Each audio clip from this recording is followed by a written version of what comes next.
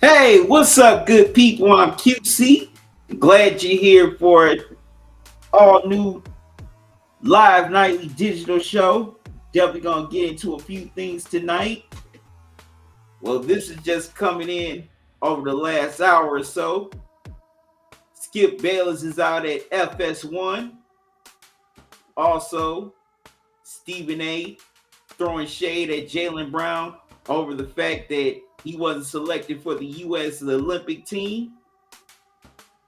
That and a lot more. Plus, I'm going to recap LeBron saying, I'm coming home 10 years later.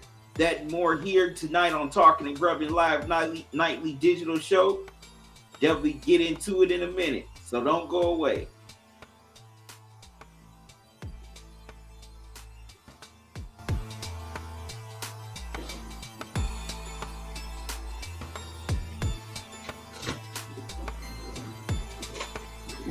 That's why I got an intro.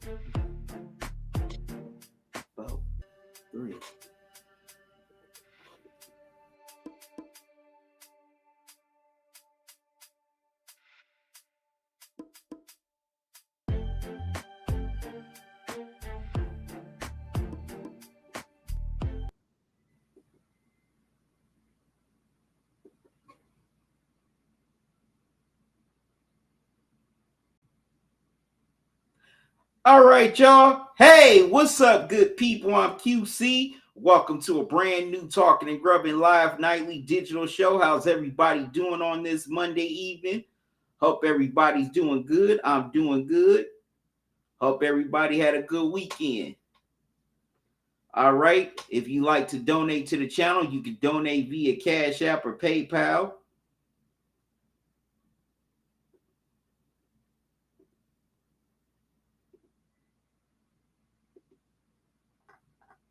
Here's the Cash App cash tag, $ talking and grubbing. Here's the PayPal email address, talkingandgrubbing@gmail.com. Any donations you give to the channel, I greatly appreciate it. Definitely appreciate everyone who has supported the channel past and present. Definitely appreciate all y'all showing your love and support. Y'all have helped me keep this channel going and growing. And I definitely want to continue with that.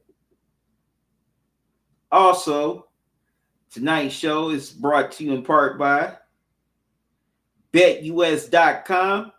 Join now using my link and you'll get a 125% sign-up bonus on the first 3 deposits. Definitely some great payouts with your winnings.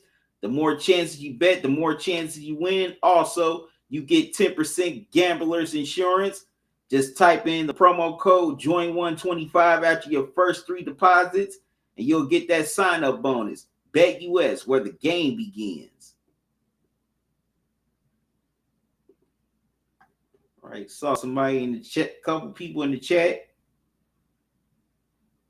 What's up, Daniel Berry Sports Highlights? How you doing? Make sure y'all go check out his channel, subscribe to it. What's up, Professor Bell?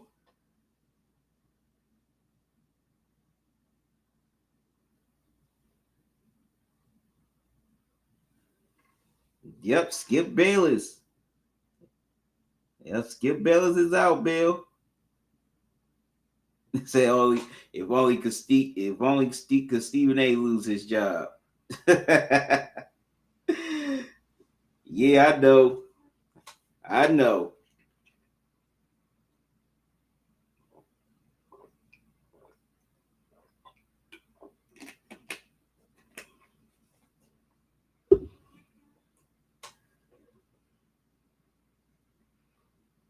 Right, had to get a little H2O in me. All right, so let's get down to it. Now, this news has broke over the last hour or so. Known sports analyst Skip Bayless is reportedly out at FS1.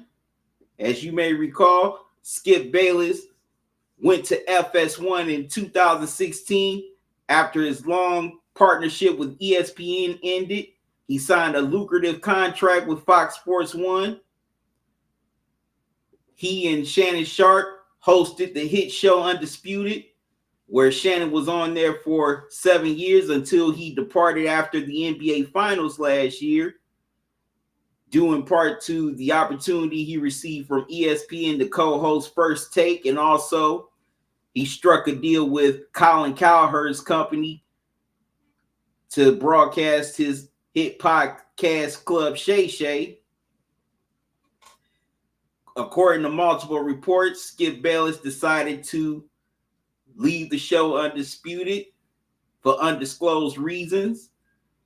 It's not clear whether or not that he found an opportunity somewhere else or he's going to do his podcast full time. But this was a long time coming. You can see the writing on the wall, especially after Shannon left last year with left Undisputed last year. Plus, ever since Shannon has been at First Take, the ratings have gone up for First Take, while the ratings for Undisputed has gone down. Now, they've tried a multi-analyst format with the likes of Keyshawn Johnson, Richard Sherman, Rachel Nichols, but it still hasn't worked. Everybody knows that Shannon Sharpe was basically the glue and the draw of that show.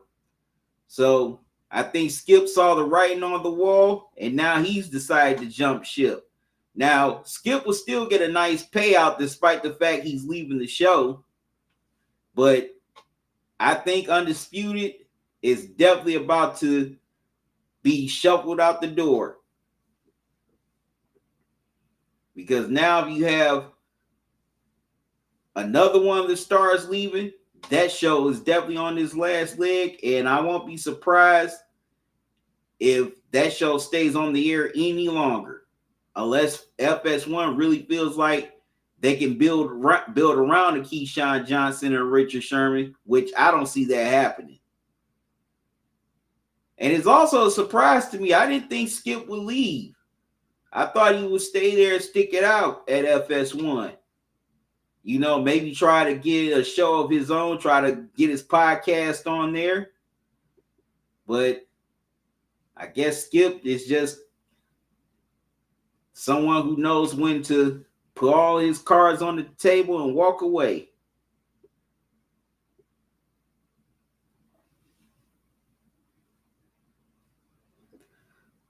All right, on to my next story. Now, for the last couple of months, Stephen A. and Boston Celtics superstar, Finals MVP Jaylen Brown have gotten into a little beef. Recently at the ESPY Awards, Recently,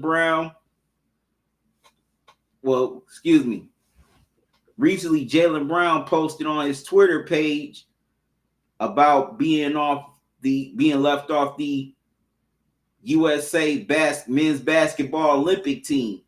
He put out a few of these tweets. You know, he put out the Julius Glass wondering where's his spot on the team.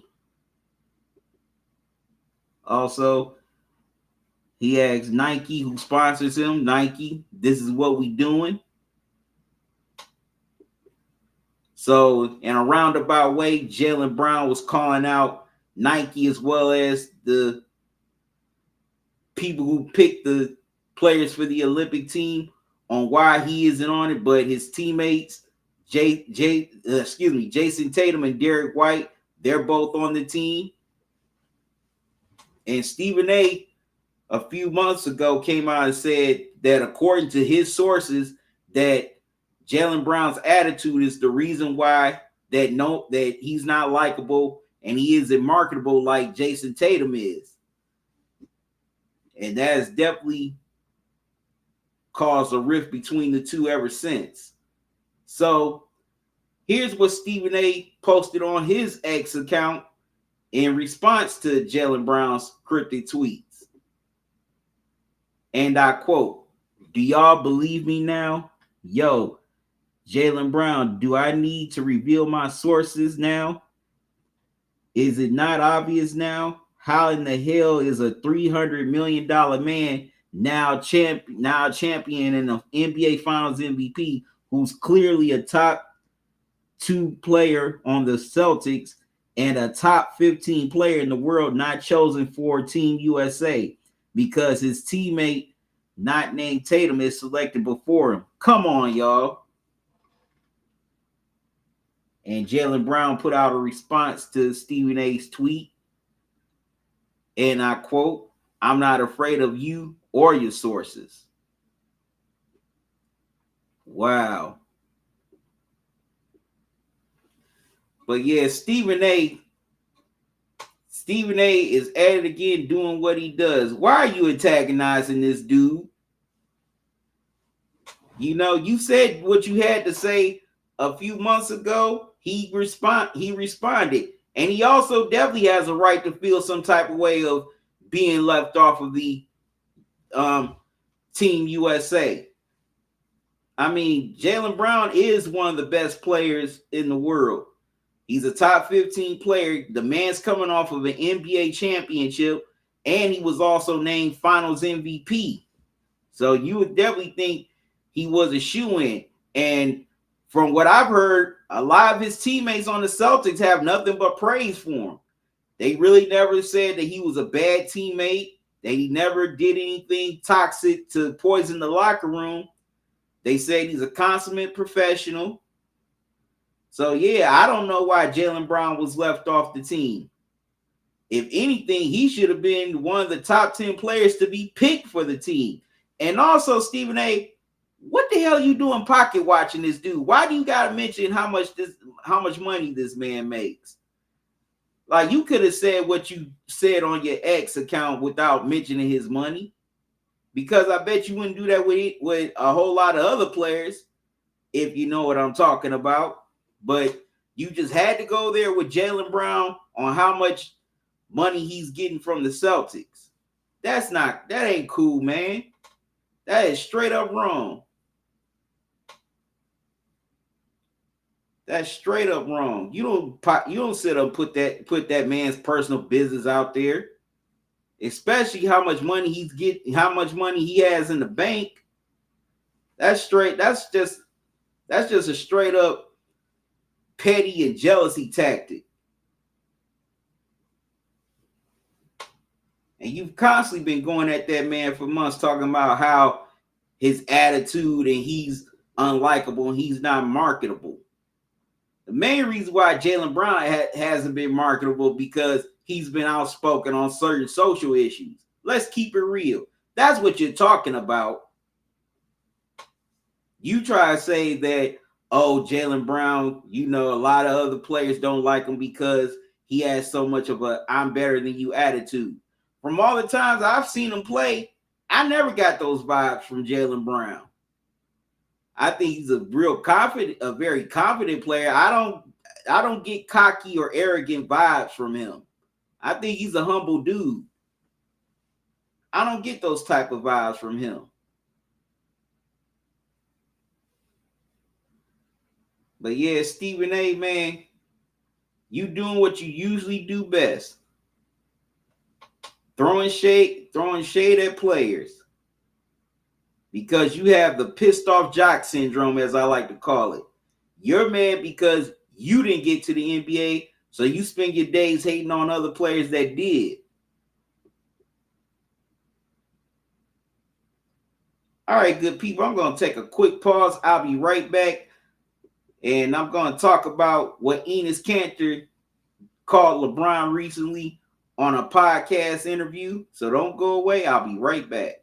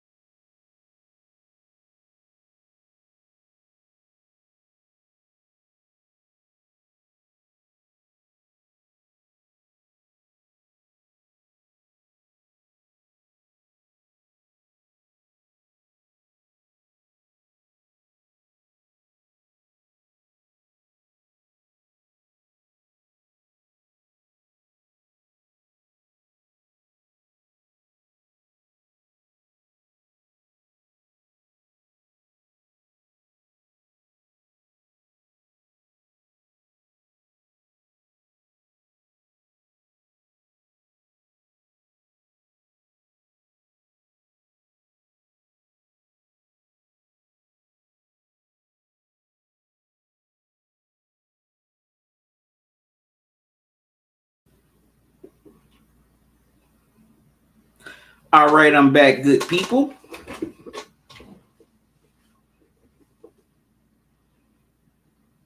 All right. Okay,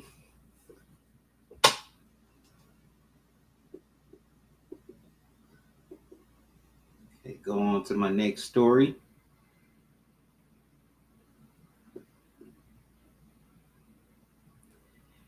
Enes Kanter is back at it again, and he's back going at LeBron James. Recently, Kanter appeared on the Outkick podcast, Don't At Me, with Dan Kalicic. I hope I said his last name right, but I didn't. I apologize. During his interview,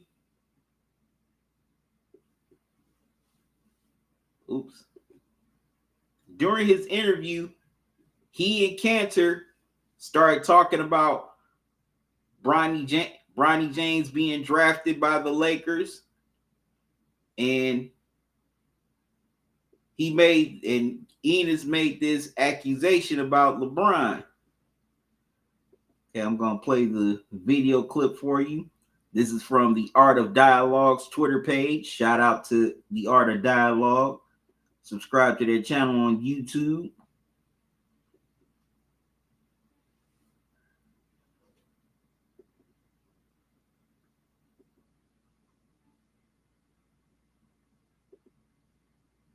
Oh.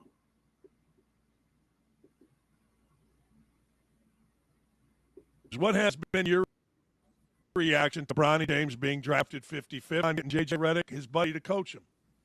Yeah, I mean, let me tell you something, man. I actually had a conversation with many of the What has been your reaction to Bronny James being drafted 55th and LeBron getting JJ Redick, his buddy, to coach him? Yeah, I mean, let me tell you something, man. I actually had a conversation with many of the other players in the game, and everybody knows that Bronny James. I mean, he might be a good dude, but he's not good enough to play in NBA. I mean, LeBron. The reason that he got drafted is because of LeBron. The reason JJ Redick is the coach is because of LeBron. So like he's literally. But I'll tell you this though, no other player wants to go and play with LeBron. You had so many other free agents. Like you got Klay Thompson, you got DeRozan, you got Valanciunas, and you got many other really good players, and no one wanted to go and play with LeBron.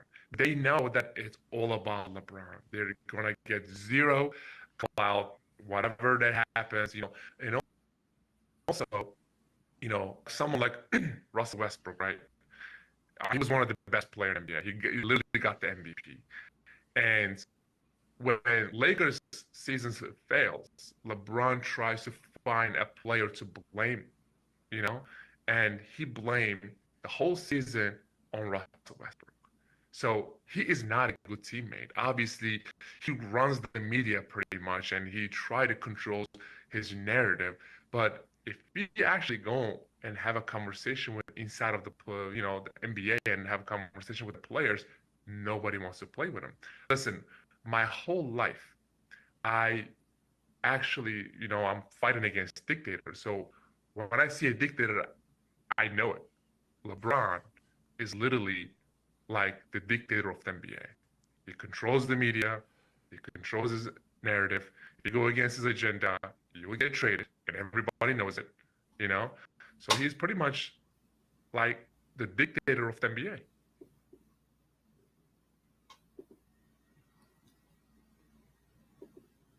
All right. Now that was the video from the Outkick podcast, Don't At Me.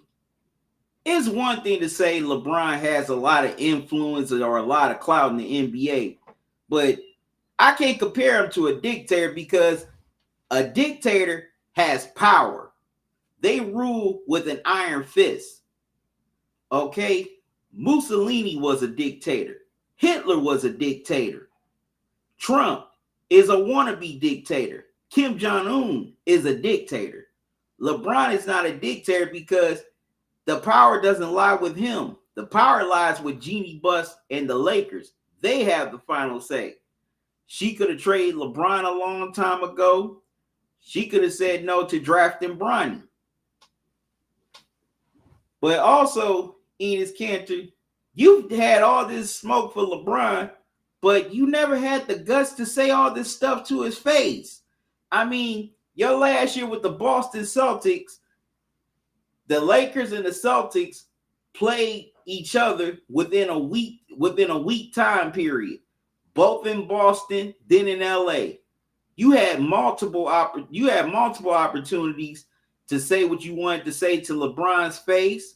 You could have said it before the game, you could have said it after the game, or y'all could have got together on a Zoom call and talked this out. But you said nothing to him. Instead, you went to your little safe havens like Fox News and Outkick to say all this stuff. Why you didn't say it to this man's face? If you all that, you're about that life and you stand on business. Somebody who stands on business has enough guts to say what they got to say to somebody to their face instead of saying it on social media or running to these little these platforms like Outkick and Fox News. And also, Enes, you ran from your country. Matter of fact, LeBron is more welcome in Turkey than you are, because if you step 1 foot in Turkey, there's a bounty on you, dude.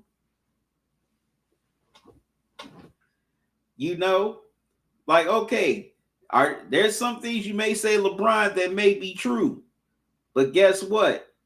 You're the wrong messenger to say it because 1, you're a racist, 2, you're a hypocrite, and also you have no guts. You don't have no chutzpah, as my late brother used to say. You could have said all this stuff to LeBron's face while you were playing, and you didn't do it. LeBron may be a lot of things, but a dictator is definitely not one of them because he has no power.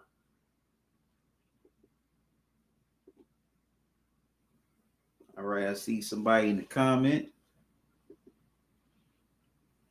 Bailey says Stephen A. Smith is a sellout and been for years doing stuff for money. Yeah, Stephen A. is definitely a sellout.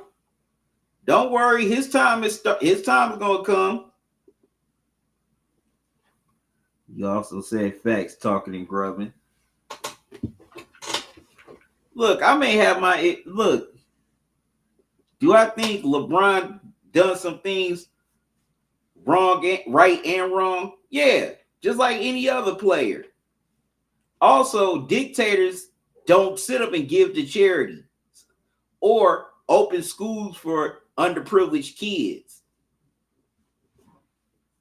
or even try to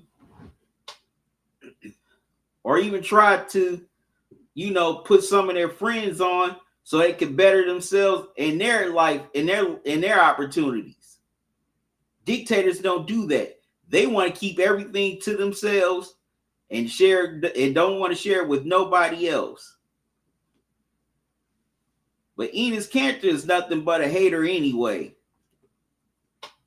He's just mad because he's not in the NBA anymore, and they definitely don't want him. He's always trying to use that excuse that, oh, well, the NBA's trying to silence me. They don't want me because of my beliefs. No, it's because you suck. Okay? It's because you suck. And if you had those beliefs and you were good, an NBA team would have scooped you up by now. But you can't have these beliefs and be bad. It's not going to work because people don't want to put up with the risk and the headache.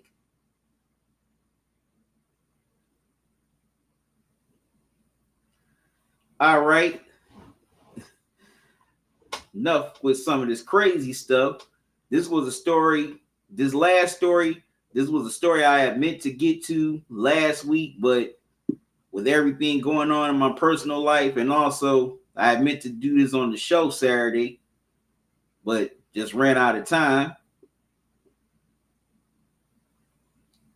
Last week, it was the 10th year anniversary of LeBron penning the essay via Lee Jenkins of Sports Illustrated to announce to the whole world that he was coming home and re-signing with the Cleveland Cavaliers. Man, I'll never forget that day. I'll never forget where I was at. I was at work, just, doing my work, and I happened to turn on the radio, and it was on 92.3 The Fan. That's the local CBS radio station here in Cleveland. And I heard Andy Baskin break the news that LeBron was coming back to Cleveland. Now, I couldn't get excited like I wanted to because, I was at work, so I didn't want to disturb anybody. But man, seeing it on social media, breaking Twitter, everybody's talking about it. My oldest brother, he was excited that LeBron was back in Cleveland. Because he kept on telling me all along while he was in Miami, he coming back to Cleveland. He coming back to Cleveland. I'm like, man, come on, dude, get out of here. Like, bro, get out of here. Because I didn't believe it at first. I didn't believe he was coming back to Cleveland because he was in such a good situation in Miami. And also, I felt that they definitely could put a team around them where they could contend for multiple championships for years to come. But then I noticed something when LeBron was playing in Miami his last year. It looked like he was in Cleveland all over again, carrying the team, because Wade started to break down due to his injuries.